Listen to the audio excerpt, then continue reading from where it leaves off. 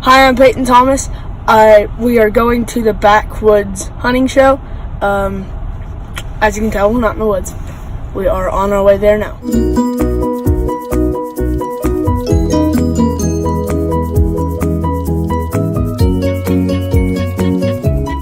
Welcome to OP Hunting Boys.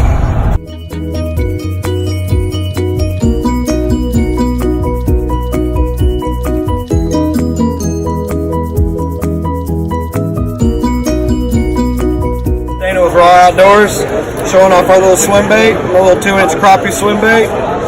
We designed this little guy for crappie, but we mainly catch pretty much every species of fish you can imagine with it. Crappie, sand bass, I've even caught a largemouth on this little guy. And then this here is our 3-inch bluegill. This is awesome for largemouth, striper, hybrid, even catfish.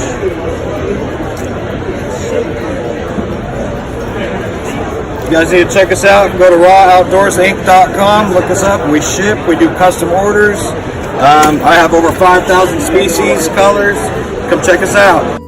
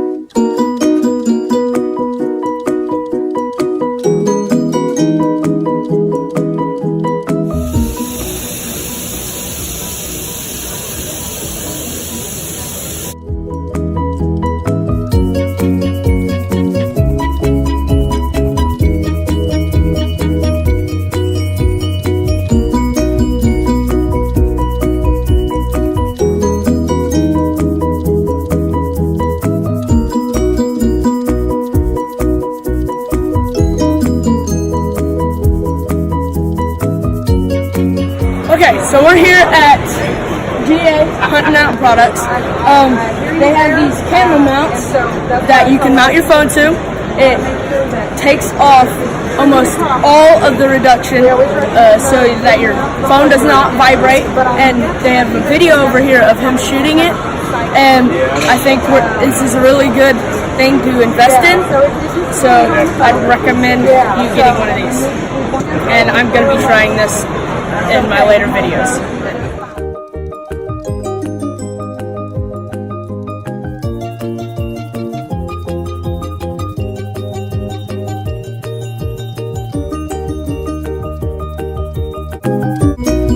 He's a killer. He ain't afraid of nothing. In his world, he's king. And he'll fight with another buck. He'll kill another buck. It doesn't mean anything to him. So here's the thing. What are antlers for?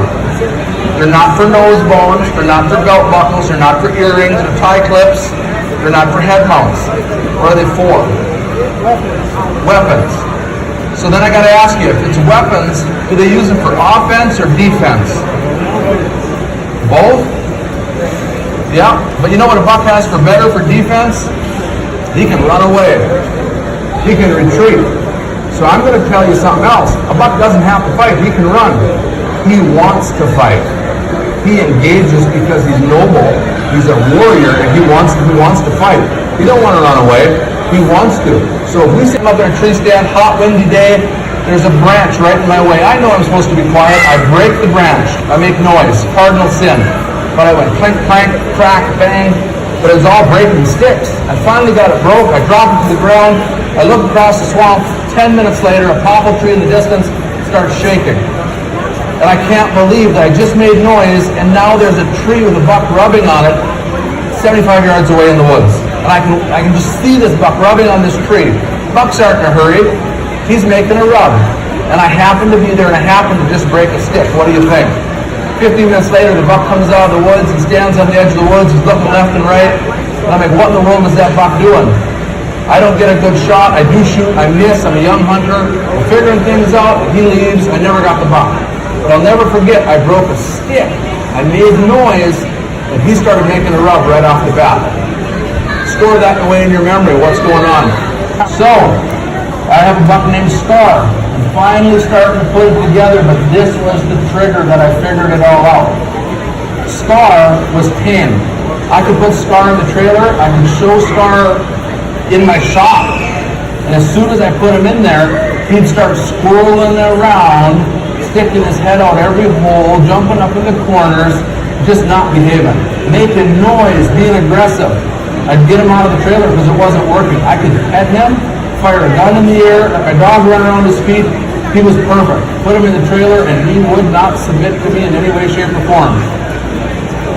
So I see Scar, a buck that I want to show, walking down a trail. Here comes Clyde, the dominant buck. They're going to meet the 50 yards apart. It's a narrow trail. Scar steps off, stands off to the side 5 yards, and lets Scar walk by. That's Clyde walk by. As soon as I saw that, you know what I thought? Scar, I own you. You're coming with me to the next show, and there's nothing you can do, and you're going to behave perfectly well. What did I do? I brought Clyde.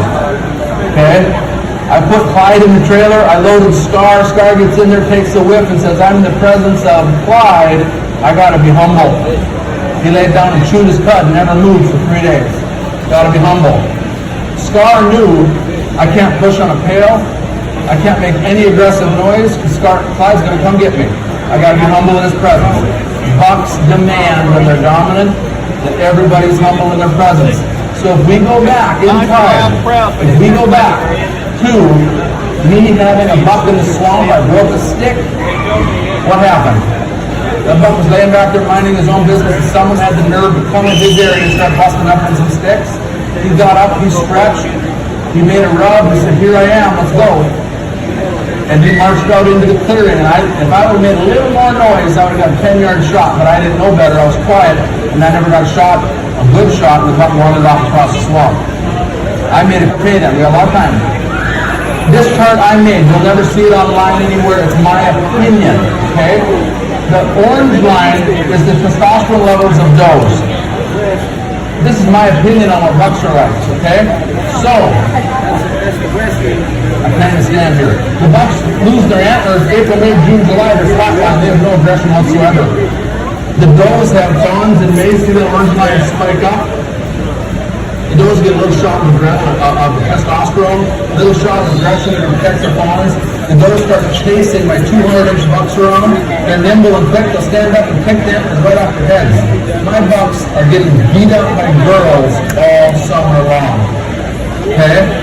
And I felt bad for them, like stand up, be a man. I didn't understand what was happening. But as soon as the does wean their fawns, they go back down to here, the buck sheds their belt, and bada boom, bada bang, the bucks regain control. The bucks go crazy, psychotic, crazy levels of testosterone. If you could bottle what is flowing through the veins of a white-tailed buck in November, you could bottle it and sell it to the Minnesota Vikings, which is the Super Bowl next year. Okay? We just would be. Because they don't care. They don't care about anything.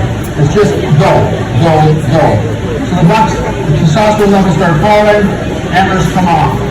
A buck cannot physically breed when he has polished, when he has velvet antler on his head. He can't do it. A buck can only breed when he has polished antler on his head. Heart attack just shed his antlers half an hour ago. We're going to open him up as soon as he's calmed down. Big red holes in the top of his head. He got it closed up.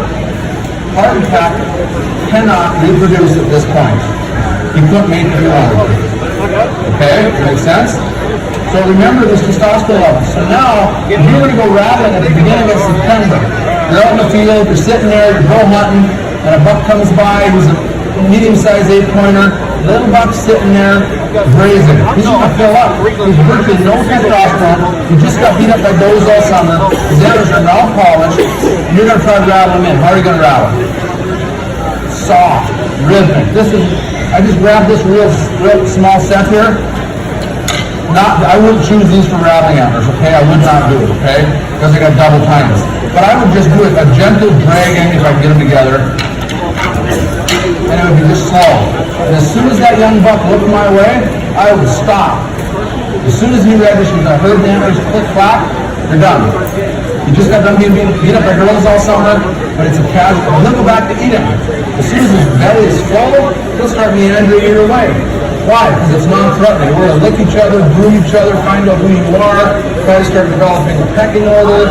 Life is good, right? Now, if you're rattling later in the season, how are you going to rattle? It's not going to be the slow rhythmic stuff. You're going to rattle hard, bang, click, clack, hard, aggressive, because they're crazy. That's a fight over a doe. First part of September, I've rattled in many bucks. Opening day of bow season with a casual, soft click. Just enough to get their attention, they can hear that. It's slow. As soon as they look, stop. Non-threatening. Go here, and in the beginning, we're going to talk about this real quick. We all know human scent control. Wash, go to Walmart, you're going to buy the scent control shampoos, green, wash your clothes, your body, brush your teeth with water. No fruity essence, herbal shampoos. Don't go shoot your gun, Poppy's number 9 down the barrel, and climb up into your tree stand, okay? Don't do it, okay?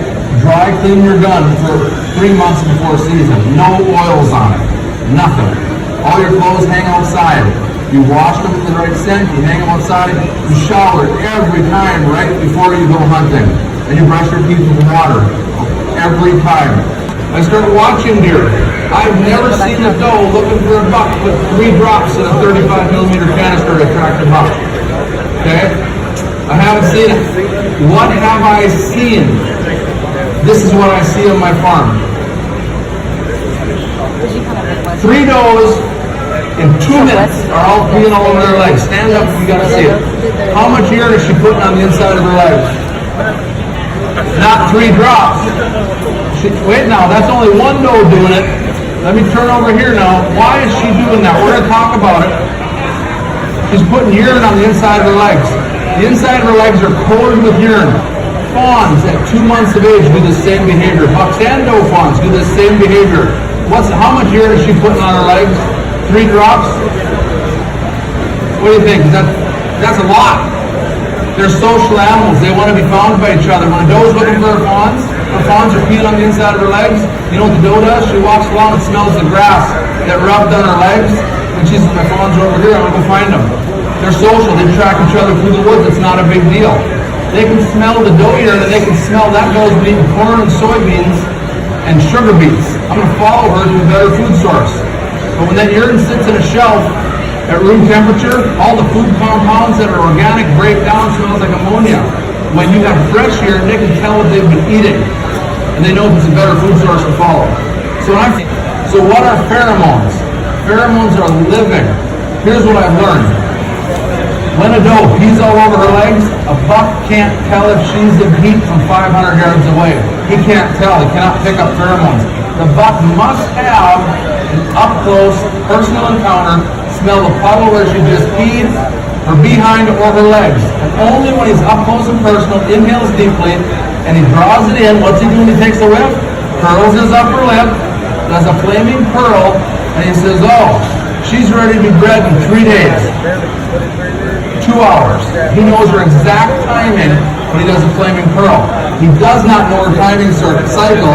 500 yards away, I'm blasting doe urine around. He don't know her timing. All he knows is, A, 'tis the season for breeding. B, there's a doe over there. She could be ready. I gotta go find out. And he comes 500 yards looking for what? Up close and personal encounter to smell that doe urine to check for pheromones. We're gonna do a test. That's not doe heat urine. He can't resist. You turn that same buck in there, he smells it somewhere, takes him a while, he finds the spot, he found it, he inhales deeply, curls his upper lip, changes it, and sends it right up to the base of his brain. You know what he says? This goes along close to being in heat, but man, that was fun. Okay, because she's going to be in heat in about 30 days. Would this buck have came into doe urine that I collected in October, not in heat, but I'm spraying it in November, would he come into that? He would absolutely come in. He would. It's not in heat. All he knows is there's a doe over there peeing up a storm. I can't tell if she's in heat until I get up close and personal. Right? So it doesn't have to be doe and heat urine. It's just got to stay pretty like a doe. So we're all mad. We want to grow a big buck. Our neighbor shoots every 6-pointer. We're never going to talk to that SOB again because he keeps shooting 6-pointers. And you've got coyotes and bobcats that ate 25 buck fawns on your land. Right? Don't worry about your neighbor. Kill some bobcats and coyotes is what I'm telling you. And your neighbor's going to shoot a 4-corn every year. You're losing 25. Pick a number. You're losing them, okay?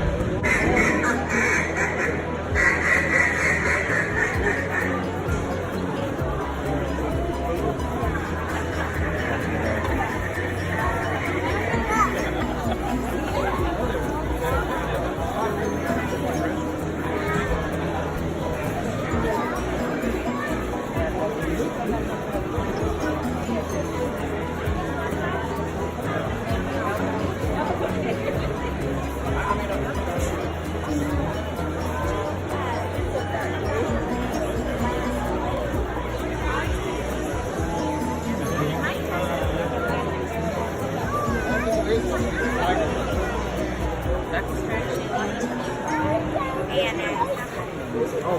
is it?